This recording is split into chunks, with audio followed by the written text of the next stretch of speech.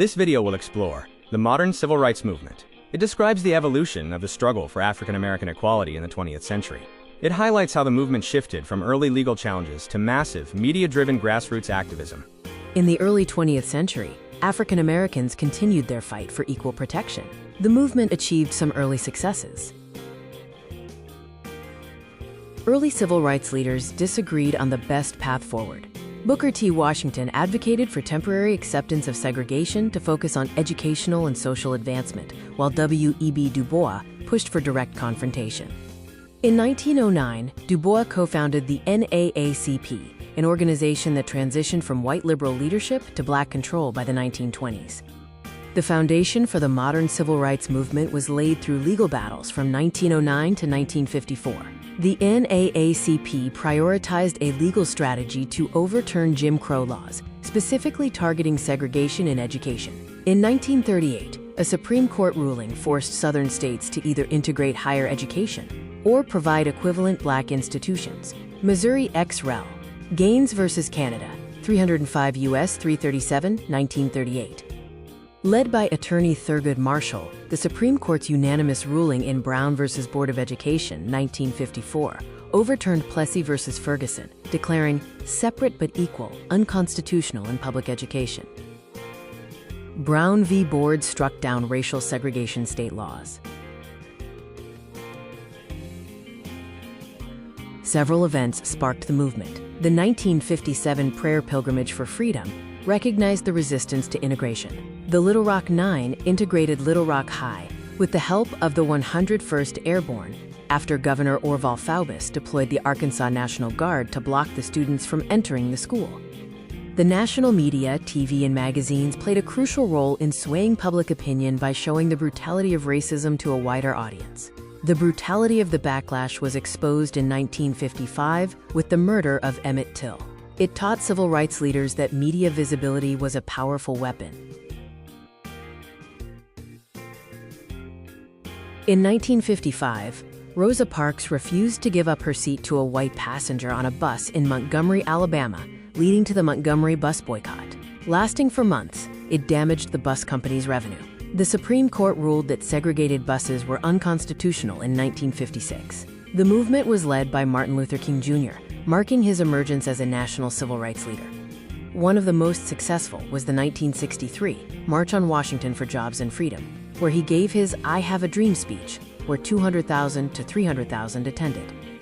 The head of the movement was Martin Luther King Jr., who advocated protesting government-sanctioned discrimination through a specific philosophy, civil disobedience. While Martin Luther King led the Southern Christian Leadership Conference, SCLC, the movement was a collective effort involving other major organizations like the SNCC, Student Nonviolent Coordinating Committee, and CORE, Congress of Racial Equality, which utilized their own distinct tactical approaches to combat systemic racism. King was arrested several times and wrote his famous Letter from Birmingham Jail advocating nonviolence.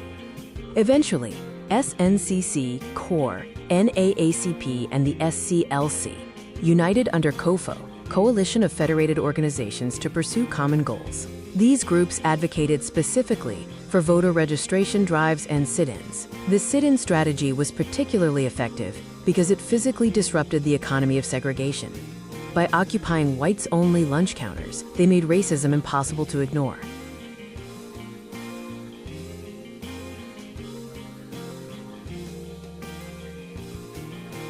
In 1960, 4 black college students initiated a civil rights protest by sitting at a whites-only F.W. Woolworth lunch counter.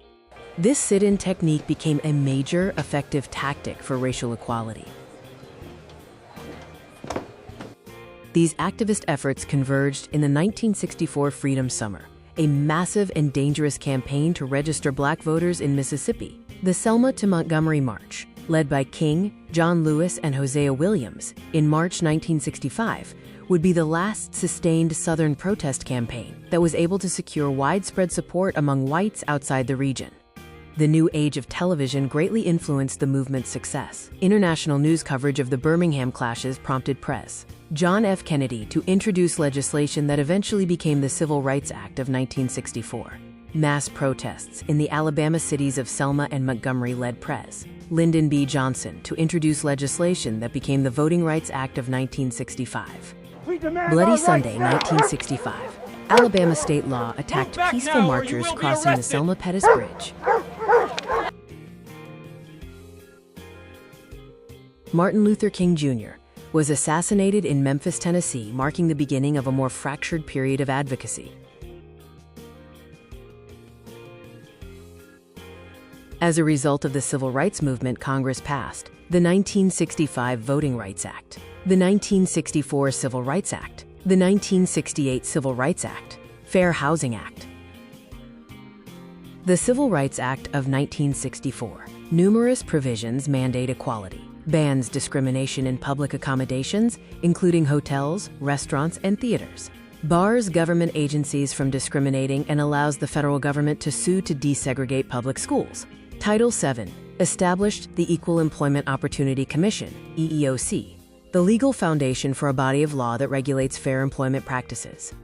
The Voting Rights Act, August 6, 1965, aimed to overcome legal barriers at the state and local levels that prevented the right to vote under the 15th Amendment, 1870, to the Constitution of the United States.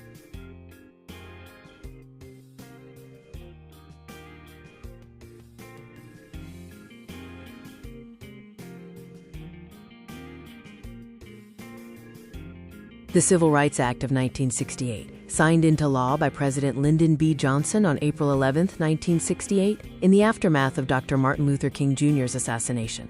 Known as the Fair Housing Act, this legislation prohibited discrimination based on race, religion, national origin, and sex. The Voting Rights Act, VRA, significantly widened the franchise. The landmark Voting Rights Act of 1965 was significantly weakened in 2013 by the U.S. Supreme Court's decision in Shelby County v. Holder.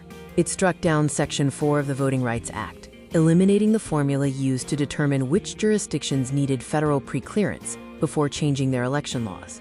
BLM, founded in 2013, brought to light the shooting of unarmed teen Michael Brown.